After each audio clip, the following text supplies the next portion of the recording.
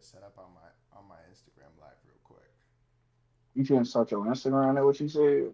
Yeah, so it can so Yeah. people if they join on there they Oh can yeah, just I just go got the to it. I just got the notification. Hmm.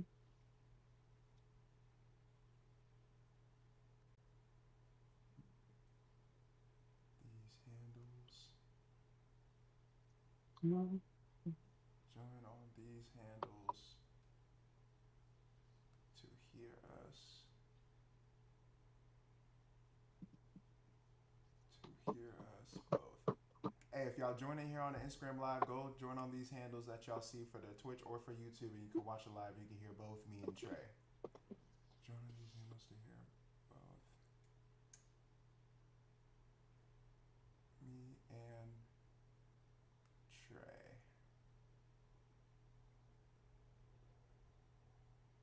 And pin that comment. There we go. So now they know they gotta join on Twitch or Instagram or Twitch or YouTube so they can hear both of us. All right, But it's that's set up. cool. All right. How you feeling, man? Don't be nervous now. Don't get nervous on me. Hey, never nervous. I'm That's feeling good. good. I'm feeling groovy. That's good. That's good. How's work? Mhm. It was smooth. It wasn't too bad. Shift went by kind of fast. That's good. Yeah. I hope you know what you got to say for these questions now. Oh, come on, Nah, man. I'm trolling. I'm trolling. I'm I'm gonna start locked and off with the loaded. intro though. I'm ready. I I'm gonna start got you. off with the intro. Yeah. All right, here we go. Yo, what is good, everybody? Welcome back to the Ace Industries podcast, where we get athlete stories unfiltered and real recognizes real. I hope you guys are all doing really well and staying blessed. Today's guest is somebody that I've gone to war with on the field and that I played side by side with, Mhm. Trayvon Holmes. Give it up for Trayvon Holmes. I still don't got my sound bar yet, so we're gonna do the snaps. So Uh, Trayvon Holmes is a safety out of Missouri Western State University. He's gotten all conference in the MIAA twice. He's a member of the Leadership Council, a four-time academic all honors member. He started 33 games in the 3 years that he's been playing, and he's one of the most consistent guys that I've played next to on the field. So Trey, how have you been doing? Give a little spiel about how you've been doing, man. How's life going, man? Life going good. Recently just got engaged and whatnot, so like that's kind Congrats. of big. Yeah, Appreciate you, thank you. that's awesome, man. Uh, really just like I like to say, working and learning. So I'm either punching the clock or trying to improve myself in some aspect, shape, or form. So Awesome, awesome. So before we even get into the football, just tell the people who Trayvon Holmes really is and where you're from and how football entered into your life. all right, so I'm from Wayne, Arkansas, so that's kind of a long way from St. Joseph, Missouri, but I got introduced to football really from my big brother. That's like always been my role model. Like I always like kind of chasing his footsteps, kind of like in his shadow, like growing up. So I just wanted to make a name for myself. I wanted to get like the fame that he kind of had as youth when he was like young or whatnot. So I was always kind of chasing that. With him being my big brother, I always try to be better than him or whatnot. I always try to chase his accolades. And That's awesome. for myself personally, I'll just say you always see me with a smile. I'm always joyful. Hardworking. I'm Yeah. always doing some, Yeah. always talking, always chatting. Yeah, you is That's always a talking. Yeah. that's a few tidbits of For those that myself. don't know, like me and Trey, like we real close and we hung out all the time. Drove to workouts together, drove to practice together. Like Hmm. I know everything about him and he knows probably everything about me. So if Hmm. you see us, kind of giggling and laughing, it's just because we that's how comfortable we are with each other. We No, real for real. close. So um, Hmm. the next thing, so the next question I got for you is people outside don't really understand Division two football. What's something about D2 that you think doesn't get enough respect? Uh, I feel like D2 kind of like almost has like the biggest challenge in terms of like the divisions because usually in D2 like you have the talent or you like one factor where there's like the speed or the size to go D1, especially when you play in a conference like the MIAA, you play high level. Yeah. It's merely similar to like playing FCS Division One AA. And recently, I got a bunch of guys that's like been on the team or that has transferred and went up to FCS or Yeah. even to Division One. And it's like most guys don't get that like full scholarship. So most of the time you gotta work and then you gotta do school full time on top of that, and then you going against like some dudes, like it's some dudes that got a chance to make the NFL, or like some Yeah. really good dudes that can move up and play at the Division One level. So I feel like in terms of a whole, like D2 is like it's its own battle, like it's big, it's huge, it's Yeah. like, And to go on what you said about like there's guys who you played against or guys that you played with like that have the opportunities to go to the league. I mean, we have both played next to some of those guys like CJ and Sam and Trey Vaval, like all mm, those guys. Trey didn't stay at Mo West, but like he started there, and those guys are now all playing pro. Devin Burrell, same thing with him playing pro, and I exactly. think those guys going to go and do that is kind of a not a smack in the face to people who think that Division 2 players can't go play pro, but it's essentially a statement, and it kind of shows like how competitive the people that play in Division 2 are, and you know how good of athletes they really are in order to go to that next level. So I do agree with you on that. Um, the next question I got, and I know you're gonna like this one because you a big person that talk about physicality. So how physical is the MIAA really, and do you think that talent gets overlooked at that level? Uh, I feel like the MIAA real physical. When you look at the O line and D line, like all these guys are.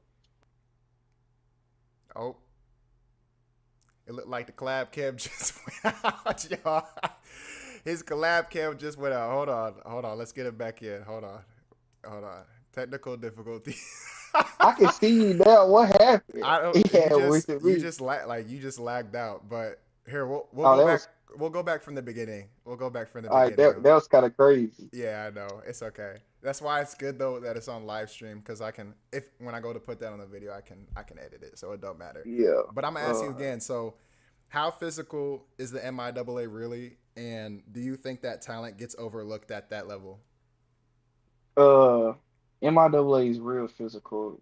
When you look at the O line and D line, you see a bunch of guys that's like 6'3" plus 300. They got like the size, they got like the frame to play Division One.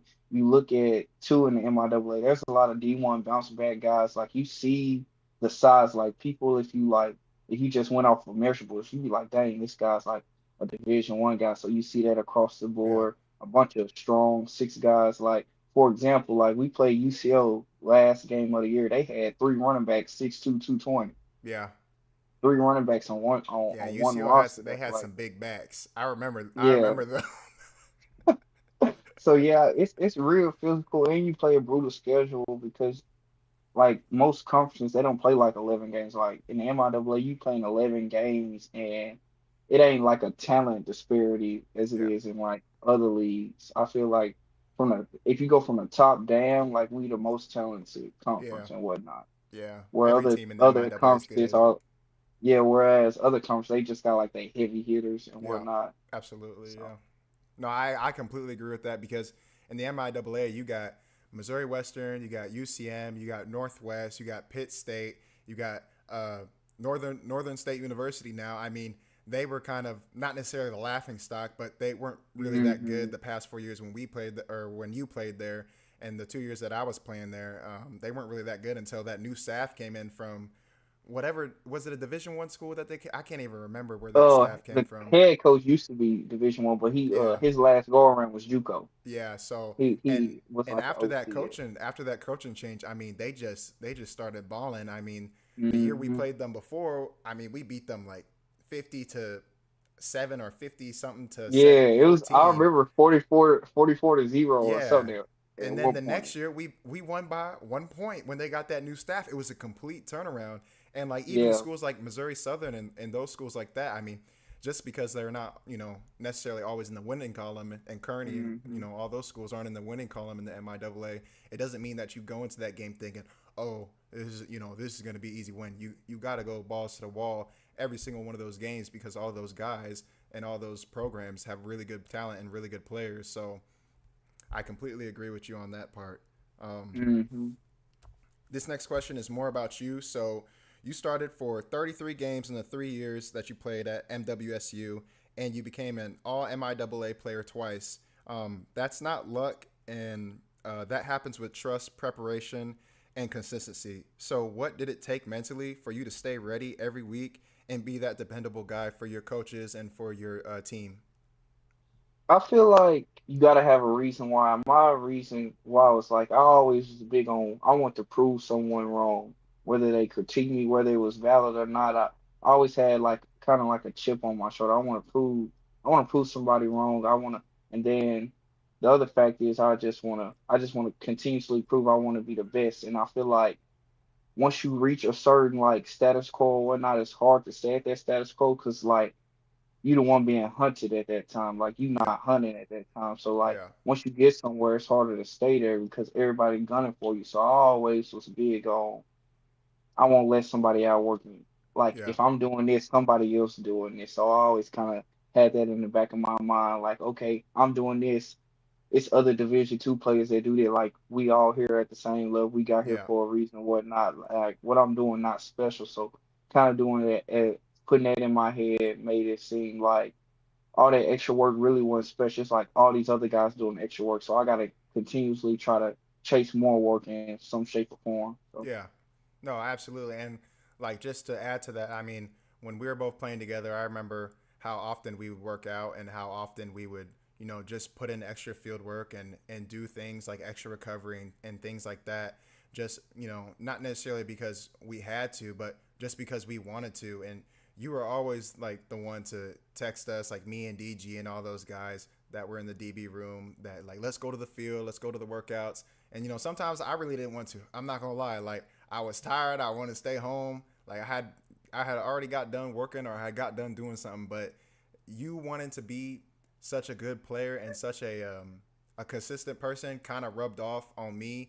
And I think doing that, when you do that with your teammates, it makes not only you better, but the person that you're playing with and playing for better because it rubs off. Iron sharpens iron, and I think it's really great that you are that way because that's really good work ethic, and it goes a long way in college football, most definitely. So, um, you got anything else to say when we go to the next question?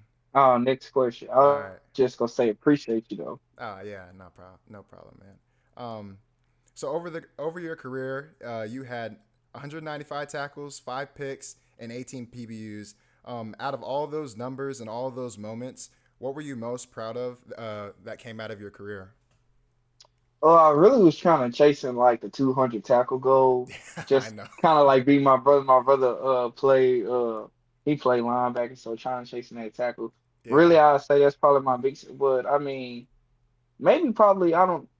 I'll say like this year as a prime example. So my tackles went down, but like I had made more plays on the air and the ball, and yeah, I think I kind of hold on that to more because when I made my first all conference selection, I had somebody tell me that, oh, you only made all conference because you had a bunch of tackles. Which I mean, tackling a part of the game. Like I remember. No, I'm a I good. remember that. I remember that. I'm not gonna put a name on it, but yeah, but I mean, I was one of the better tacklers in the MIAA. I always felt like I was a good tackler. Yeah, So my tackling kind of went down this past year a little bit. Not too bad, but like my play in the pass coverage yeah, improved, and I still got back to being an all conference guy. So that really was like a testimony to like what I said earlier. I like to prove people wrong, and I've always yeah. held on to like that statement that was made and whatnot because I feel like it was, trying to put down my accomplishment or whatnot. So. Yeah, no, absolutely. And I remember when you were talking about getting the 200 tackles. I mean, we talked about that a lot. And I know that Mhm. you were upset when you didn't, but you did end up playing more plays in the air. And I think that was great to see you getting more picks and more PBUs because even though maybe you didn't get that, that goal that you had set in mind, some of those plays that you had and those turnovers that you had in the air, I mean, it resulted in a big switch and a big shift for your team. And I know Hmm. what was it last year when y'all played Missouri Southern, right? That was one of the games that y'all won, and that pick that you had was a big shift, if I'm not mistaken, right? Yeah. Well, the play right before that, our quarterback had just threw a pick, and it was, it's a one possession game. So on the Yeah, very next play, I go in, make a play on the air and yeah, whatnot, and that kind of, boosts the morale back up. yeah. And plays like that, I mean, being a difference maker in that aspect is really important. So I'm glad that you, even though that you still are a good tackler just because you didn't get 200, but the fact that you But out yeah. there in the air making those plays, like that just goes to show how much of a versatile ball player you are, and I think that's great. So Hmm. um, the next question that I'm going to go into. So, you were on the leadership council, and not everybody gets that nod. What does leadership actually mean to you, and how did you try to lead people vocally? Or was it by example, or was it by both? I kind of think it's about both because I feel like with leadership, like words have to match action. Mm-hmm. Because I'm big on like I don't like those fake leader guys. Like you say all this, like a lot of guys want to be that rah rah, get guys going, but they actions don't match it. Like they not putting in that extra work, or like they just being lazy, or like they not doing stuff 100% Yeah. or whatnot. So I really didn't get too jiggy with that. I think it was more like I don't like to speak all the time, but there's a time to speak. You know what Oh I'm yeah. saying? Yeah. I Absolutely. was one of those guys that like I'm gonna call you out, and a lot of guys don't like to do that. Like a lot of guys, they want to be the pregame speech guys, and Mm-hmm. I wasn't that guy. I wasn't really trying to be a pregame speech guy. I want to call you out. I want to like correct you. I want to get you better. I'm the guy that's trying to push you. And then there is too like there's a time and a place. I also wasn't trying to be like the guy like you always got to say something when the coach around or something, or you Yeah. got to say it in front of the whole team. Sometimes you can step a guy to a side. So I Mm-hmm. just feel like it was just really like natural intangibles. Yeah. Uh, per No, yeah, se. So absolutely. And to add to that, when I was there with you, I remember kind of, especially when we were going through that whole coaching change at Missouri Western too. Like, there's a lot of like, I guess I was gonna say I'm not gonna say it, but there was some false leadership going on, and like how you're saying, there was like a lot of rah rah guys, and I remember talking to you about it because I always wasn't the most vocal person whenever I was playing at Missouri Western, but I always made sure that whatever I was doing was setting an example, whether that be in the weight room, hmm the classroom, the field, the meeting room, anything I was trying to do, I was trying to lead by example. But I never also always was the most vocal person. But I always noticed like when we were playing and just knowing you that you were good at both and you were good at speaking at the right times, which I really appreciated because I mean you and me both saw how we had false some of that false leadership hmm with some of the guys that we were playing with when we were younger, when we was freshmen and sophomore. And so I think it's just great that going through that process of college football and kind of growing that you were able to kind of get away from that and apply yourself not only in the example aspect but in the vocal aspect to back it up as well. So I think that's great, and I think that's great to see, and I think it's great to hear. So um, this next question. So what is something that young guys don't realize about being a leader? uh, not everybody gonna like you. Like that's the biggest thing I say about being a leader. Like if everybody like you when you a leader and like throughout the whole time that you been a leader, you doing something wrong. Like Mm-hmm. somebody should be pissed off at you. Somebody should be mad at you. Somebody shouldn't want to speak to you because like you done called them out or you almost finna start like a fist fight. And Yeah. I done been in a couple of those, like, trying to, because No, yeah, no names, no names. yeah, calling people out and whatnot. So, like, if It everybody like happens. you do it, you doing something wrong, but also don't be that guy that's trying to be, trying to be an asshole or whatnot. Some Yeah, guys try to overdo it. Like, don't overdo it. Like, it's certain ways that you approach different individuals. Like, you can't come at everybody the same, too. And yeah, then, two, there is a time and a place where, like, you just cussing at somebody else. And then there's another time where you can go to somebody, touch on their shoulder, and talk to them like I'm talking to you right now. Like, yeah, they can go a lot farther than you just cussing and screaming at somebody. yeah, absolutely. And I think too. So I think the leadership council kind of started whenever the new coaching staff got there, and I think at one point we had all had a meeting like just with us and the players, like no coaches, And I think at Mm-hmm. one point when we were in that meeting, we were kind of talking about what you were talking about, the correct way to call somebody out and the correct way to like address a problem if there is a problem.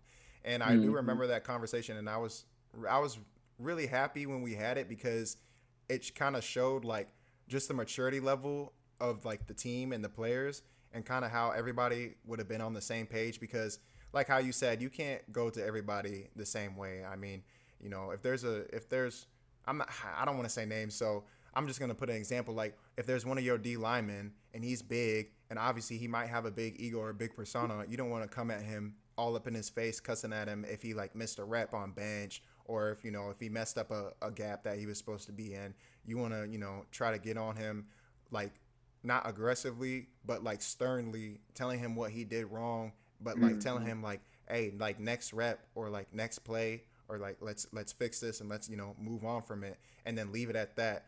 Don't keep harping on it and don't keep trying to just put them down just because they did something wrong. And I think that was a big thing with some of the guys that we had, um, that like I said before, the false leadership kind of thing.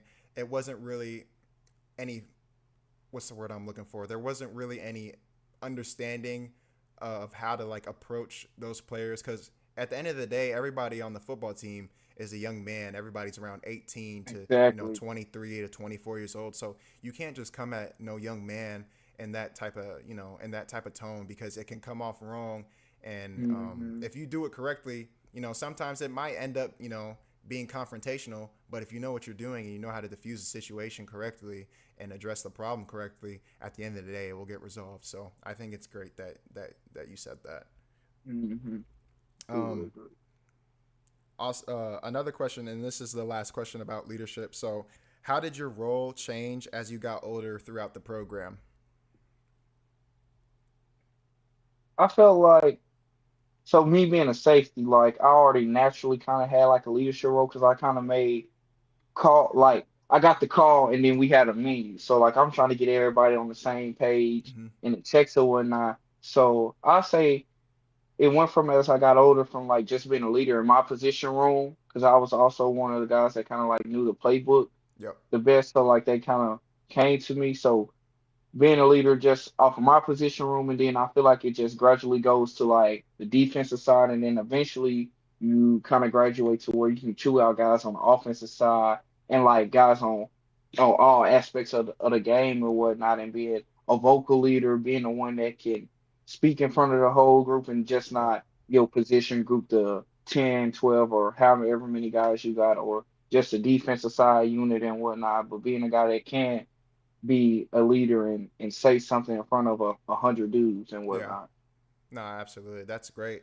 And the fact that how you say went from your position to, you know, the side of the ball and then eventually to the whole team, I kind of, it just kind of shows your growth and character development being at Missouri Western and kind of knowing the program and knowing what's going on. And then, not only applying that to yourself, but being able to apply that to others and, your teammates that are around you, which is great. Um, this next part that we're going to talk about is about education. So, you're an academic all honors member every year that you're at Missouri Western State University, and that is something that deserves real recognition. How did you balance football and school at a high level? It's really just time management, what it really come down to, and like not being lazy, because like that's kind of the biggest transition in terms of like education wise from like Mm-hmm. high school to college. Like you don't got somebody in your ear telling you to do it. So really, Yeah. like I said, time management, not wasting your time trying to play the game or just twiddling your thumbs or just being on TikTok. Like if you can set a schedule or say you're gonna do this and that and try to do it early and not wait last minute, then you good. Because that's really what it all come down to, Yeah. time management and effort. Yeah, no, I definitely agree with that. I think oftentimes especially when you're a freshman, like we all know about Hmm. like the difference between a freshman group coming in their first year and then going into the next year and how many people might have gotten cut or just left because they couldn't do their assignments and complete their work. And I think it's very Hmm. important to harp on education because it really can be something so simple, like you said, as time management. Just setting out, an hour to maybe 2 hours to do some of these assignments, to study for these tests that that are coming up, to put the work in on a Hmm. project, that is supposed to be, submitted by the end of the week instead of playing 2K or NCAA all day and all week, you're trying to grind out your whatever your fantasy team, whatever it is, like just setting out the Hmm. time and in order to make yourself just as at a high performance in the classroom as on the field. So I think that's great. And kudos to you to getting, those academic accolades because that's still big. And it shows that, coaches can trust you not only on the field, but off the field as well. So um, my next question is do you think academics ever helped with your football discipline? I would say to a certain extent, because look at it like this: like if you want to be, eventually there has to be some separator, because like eventually the talent ain't as separate as it was in high school. Yeah. So if you got good study habits in school, you gonna have good study habits watching the film. If you got good time management because of school, you gonna have good time management because of in football. Like the Hmm. coaches, like when you in college, coaches like they care about your production, what you do on the field, but like you earn trust through everything Yeah. that comes with being a collegiate athlete, like going to class, coming to meetings, going to workout. So that part coming in a time management that play a role. And like I said, film too, film a big thing. So if you got good study habits in school, you're gonna have good study habits watching film. You're gonna make Hmm. more plays once you know your opponent better, Yeah. and you just moving more confident out there, more freely out there and whatnot. Yeah. I like that you And said coach, that. No, go ahead. Go oh ahead. yeah. Oh, and I was gonna say last, and coach is like somebody that can grasp a playbook fast. Hmm. So the only way you grasp a playbook fast is if you study it, Hmm. if you constantly learning it, if you asking questions, like you would ask questions. If you want to prove your grade in school, you're gonna ask questions. Yeah. That principle applies to football. Like if you stuck on some ask a question, there is no dumb question. The only dumb question is the one that you don't answer because you go out there on that field, especially when it's during a fall camp Yeah. and you didn't ask that question and you done messed up when coach went over in that film, you look uncoachable. Yeah. No, absolutely, I agree, and I'm glad that you said that and connected it to the film aspect because I think a lot of the times too, like how I was talking about education, I mean that can be applied into the film room as well. Like how Hmm. you're saying, coaches want players that want to be fast learners, and that's true. They don't want to bring in players that want to play but don't want to learn the scheme and what the defense is trying to put out and envision on the field as one whole unit. It takes 11 guys, and all the 11 guys need to know their individual jobs, and that's what kind of makes it a functioning system. So I think it's really important Hmm. that when you're coming into a college, or even if you're already there and you're still not getting it, it's really important to watch film and, like how you said, ask the coaches questions about certain plays. And I mean, how you're saying earlier about trying to be a leader, also in an aspect too, those young guys asking questions to you if you know the playbook so well. I think that if they're scared, not well, they might not be scared, but they just might think they're too cool to ask their coaches. But they can also ask Hmm. players, and they can also ask the older guys who do know the playbook. Because I remember when I was a freshman and I was playing with Kobe and Tristan Davis and DJ Sturgis and all those guys, like I wasn't afraid to ask them questions because I wanted to learn the playbook. Even though I asked, our coach at the time, Coach Richter, some questions, sometimes coaches don't always explain stuff in a way that you can understand. So if you ask them a Hmm. question and maybe you didn't understand it, maybe it's good to ask your teammates who do understand it so that way you can all be on the same page. So I think it's really great that you said that. Um, what advice would you give to athletes who are struggling off the field in terms of academics? Use your resources. Every athletic department has like somebody that helps with like academic or can connect you to tutor. Like use your resources. Like a lot of people don't want to use their resources, whatever the reason may be, but use those. Go to tutoring, ask for help, or find a study buddy. Don't be afraid to ask somebody for like help, because in life we get to where we get to because of people. Like Mm-hmm. you won't get Absolutely. to your full maximum potential by yourself. Like somebody's gonna help you along the way. Like in football, somebody's gonna help coach a skill or teach you something that you don't know. Yeah. Like you're gonna learn more asking for help and seeking help than you are by yourself. Yeah. And you just harming Absolutely. yourself. No, that's a great answer. I totally agree with that.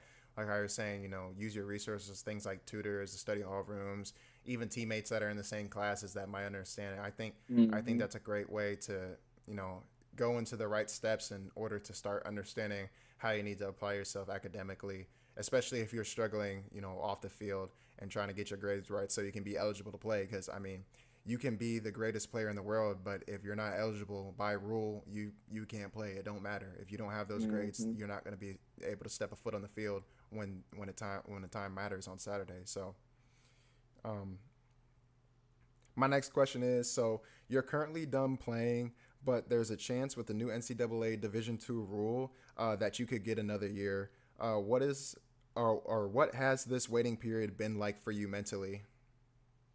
Um, I kind of ain't get too optimistic on it because I always had it that this was my last year, but this is like I'll say if it passes, it's a blessing. Mm-hmm. So if so, like I'm not really too like stressing about it or whatnot. I Yeah. would take that last year and whatnot, but I always came to mind that it that this was the end. I mean, really, the only thing I would say is kind of like transition to the next phase is kind of delayed that because it's like it's up in the air for whatnot Yeah. in terms of that because like I'm finishing up school, so like going back home, I have to wait on this rule to see what that like future plans. Yeah. It kind of affects that, but like other than that, it really ain't had too much effect on Yeah.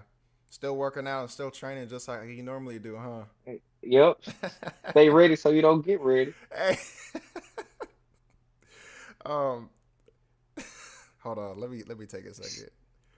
What Like was I yeah, gonna ask man. you? Now that's real though. Um. Yeah. Oh, so here's the next question. So, how do you prepare for the future when it is unclear for you? That's a good question. I really Yeah. say like really gotta have a plan, but Yeah. there is no perfect plan. Eventually, you're gonna get punched in the mouth. That's like a Yeah. same way with a football game plan.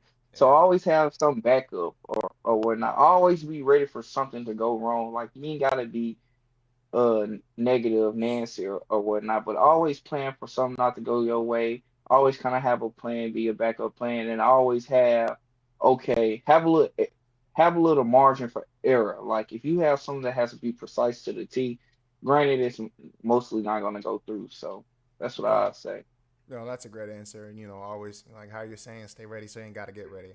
I think, you know, I Hmm. think that answer and what you just said go hand in hand. So, um, the next question is: so if this college chapter is closed, how will you reflect on your college career?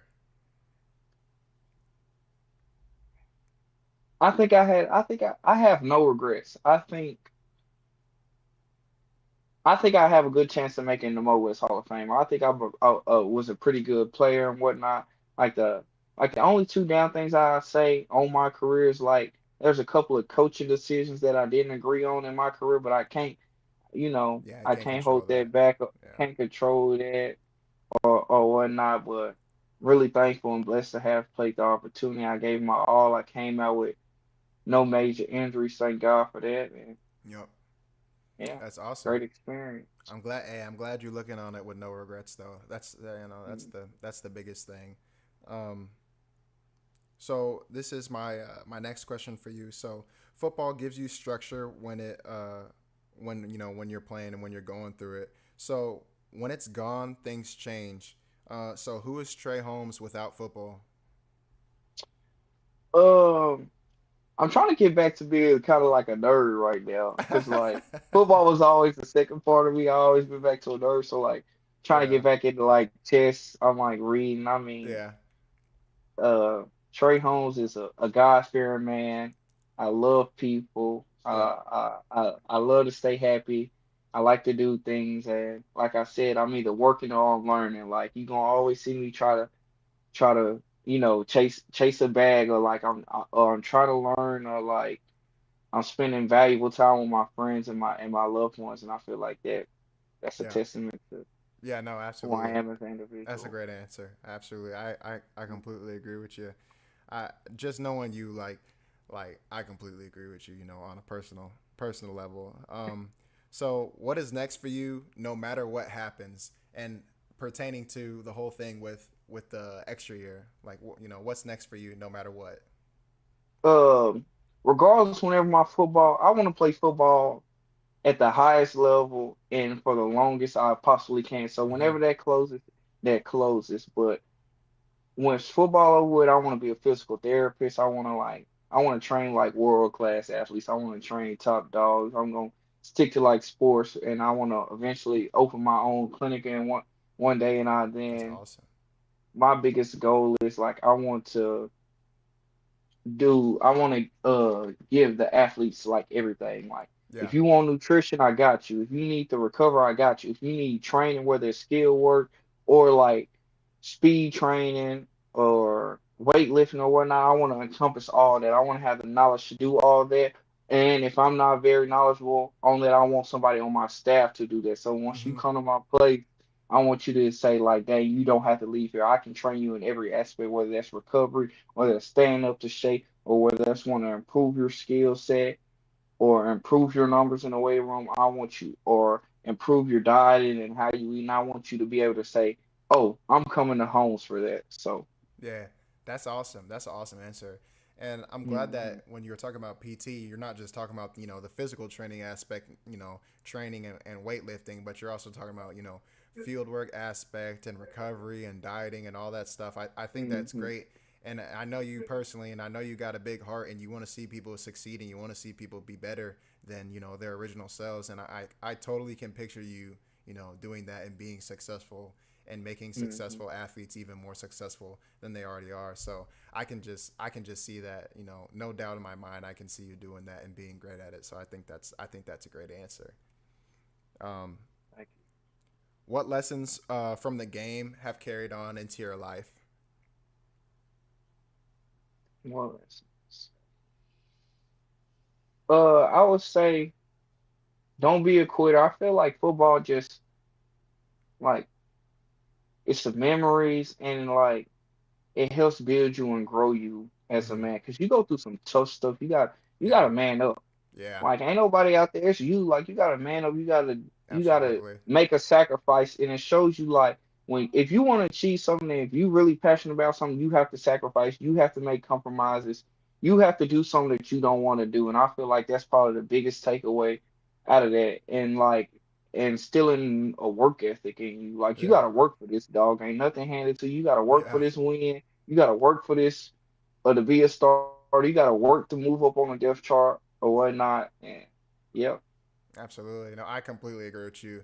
And I think too, like how you're saying, like you got to work for this. Like I'm about to start doing my first full time job being at a college, and just trying to get the hiring process started. Like I literally had to text them like 5 different times because they said when I went in my Hmm. interview, they said they was gonna hire me, but it gets busy during holidays, and so some businesses, like, yeah, they said they're gonna hire you, but they trying to handle this, and this, they might gotta handle Hmm. salaries, and people already working there, they gotta handle income, sales tax, all this other stuff. But I want to work there, and so I'm letting him know I gotta work there. So even though I already Hmm. texted him once in the morning, I'm gonna text him once in the evening, like, hey, like I need these papers so I can start this screening, or like, hey, I need this so I can start the orientation process. And I'm about to start on Monday, and so hopefully I can start soon. And I think how you were saying, like, you can't quit and you got to have a good work ethic.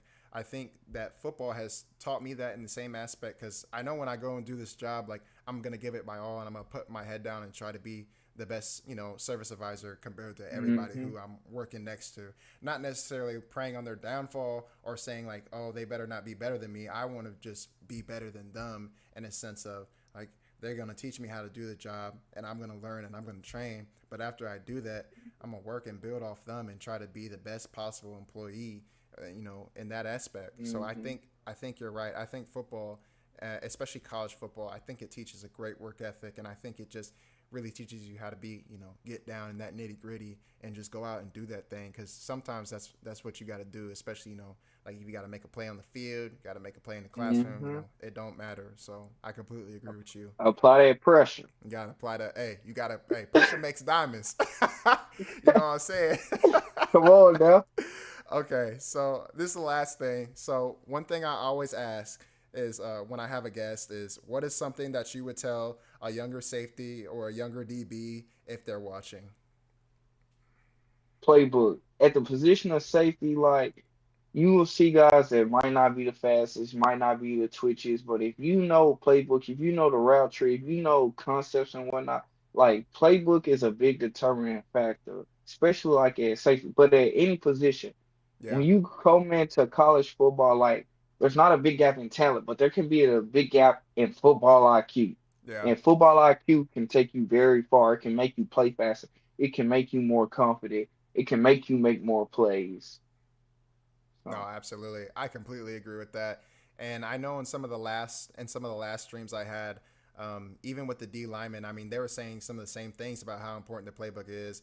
And coming from the safety in the DB position, I mean, it's really important because even if you're a free or a boundary safety, you're still the captain of that triangle. So hmm you gotta know what your side of the field is doing, and sometimes in certain aspects you got to know what the other side of the field is doing too, because exactly. it can go hand in hand depending on if you're in cover 3, cover 2, if y'all are in man, if you're in cover 4. Like, it don't matter. Like, you got to know what you're supposed to be doing on that field, or you will get blurred, you will get, thrown in catch down. Blurred Like, band playing. If it's quiet, it's a band playing. If it's quiet, the band finna be playing. yeah, no, and you don't want to let that happen. And the Yeah. first step, I think, like how you're saying, to prevent that is knowing the playbook. It's very, very important from the DB position. It don't matter if you're playing hmm corner. It don't matter if you're playing safety, nickel. It don't matter. You got to know your playbook if you want to be a good ball player. So, I'm gonna go ahead and just do the outro now, since that was the last question. So let me close my Uh, book up. So if y'all guys were watching, I really do. Oh, hold on. Let me redo that because I said y'all guys. I need to say y'all guys and girls. Look, I'm gonna just say y'all. I'm gonna just say y'all. That's what I'm and it's like say okay. saying. Do it matter? Is it that deep or am I tripping? That's that's like saying like man, like man when they say like Yeah, no, that's true. mankind, Yeah, like yeah, yeah, yeah, you yeah. don't gotta I'm gonna say just say. womenkind. I'm gonna just say y'all. I'm gonna just say y'all. Yeah, Um, you but good. like I was saying, if y'all were watching, I really do appreciate it. Be sure to like, share, and subscribe to my YouTube channel. It is XAceXSTX, and my Twitch is also the same handle. It is XAceXST2X. Oh, hold on, I gotta redo that because I said it wrong, bro. I just You said it need wrong. you need to put it you need to put it up on the thing instead of saying it out No, no, loud. I got it. I got it on my other monitor. I can Oh, see it. okay, I okay, just said it cool. wrong. No, literally, I just said it I'm wrong. talking about you need to put it on the screen. Oh, like I gotta hold up my monitor on the screen and do it. I can No, just on the like be able video, to like on the type. video, Yeah. on the video. I'm gonna have it panning. This is for the Oh, video. This is for the video. Like, we're done doing the questionnaire. Like, I don't really care. okay. Like, if they're All right, watching there right we go. now. Go, man. Hold on. My bad, my bad. Let me look at the chat and see if somebody says so. Oh my gosh. Oh, what was I saying? No. Oh yeah, yeah.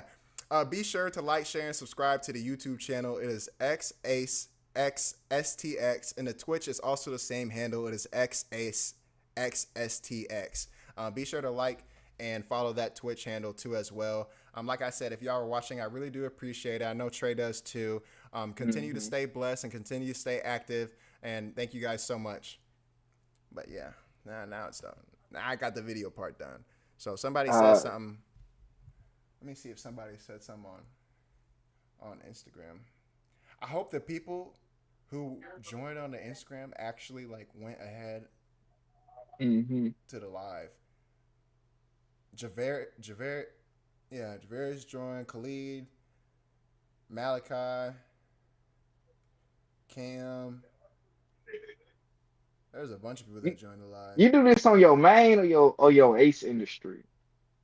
Oh, Oh you no, do it I on was your I was main. live streaming on my Yeah. actual Instagram account because I got like 14K followers on there. But like, Yeah. here, like, look, like if you look at it, I don't know if you can see it. Like, I have that picture on there, and it like Uh-huh. has my Twitch and No, my I see YouTube. it. I'm Yeah, on it right now. yeah, and then like, oh, I forgot the two. She said I forgot the two. Hold on, am I tripping?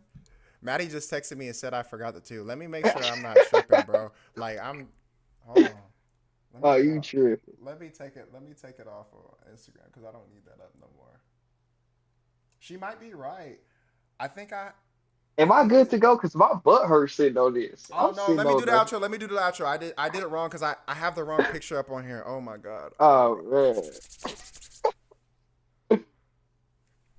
If you guys are watching, I really do appreciate it. Be sure to like and share and subscribe to my YouTube channel. It is XACE XST2X, and that is also the same as my Twitch handle, XACE XST2X. So just go ahead and like and follow both those pages, and be sure to subscribe to the YouTube, like I said.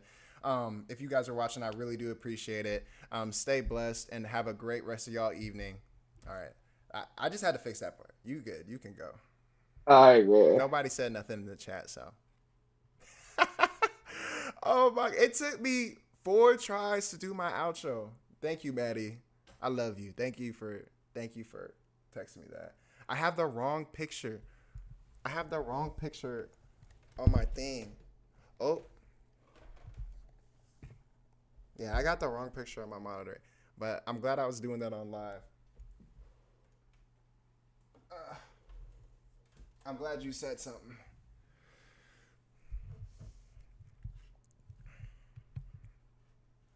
But I'm finna end the stream, y'all.